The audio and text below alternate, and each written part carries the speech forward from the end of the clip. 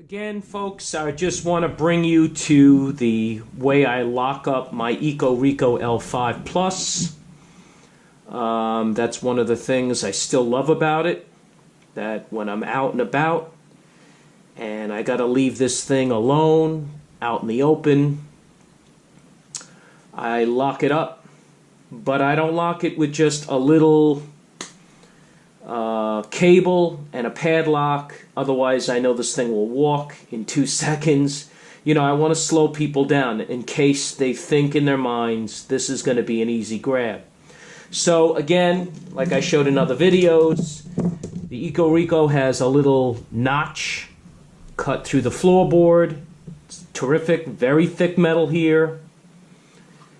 It'd be very hard to cut through this and cut through that, and even if they cut through one side, they would have to push down very hard to try to bend the metal.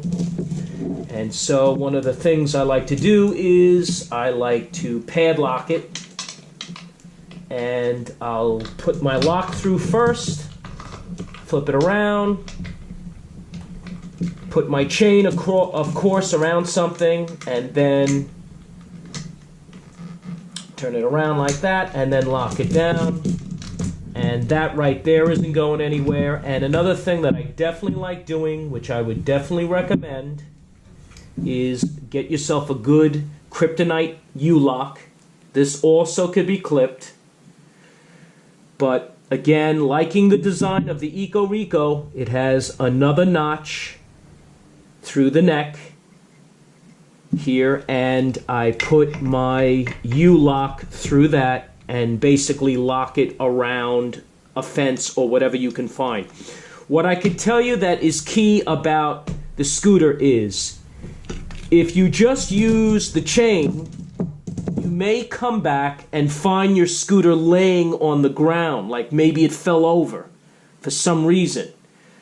Maybe while you were in a store, or you went to go somewhere and you left this thing outside. Maybe somebody walked by and thought they can take it and left it, it fell over, and maybe something could break if it falls over. What I like about the U-lock is it's sort of like a kickstand, but facing sideways, where when you lock it around something, it actually braces your scooter where there is no way it's going to fall over, either right or left. So that is one of the main reasons why I use a U-lock as well as a chain when locking up my scooter. And by the way, I'm 1 year in, and this thing has been absolutely terrific in both speed, agility, and quality. Let's not forget distance. This thing goes very far. Still works excellent, still handles nice, great torque. I'm flying past people on cyclists, bicyclists. I'm able to take this and meet my friends in a group and keep up with them. That's another thing to consider. I like to travel in a group with friends. I have a great time. And so this thing, I'm keeping up with everybody. So something to consider for $1,100.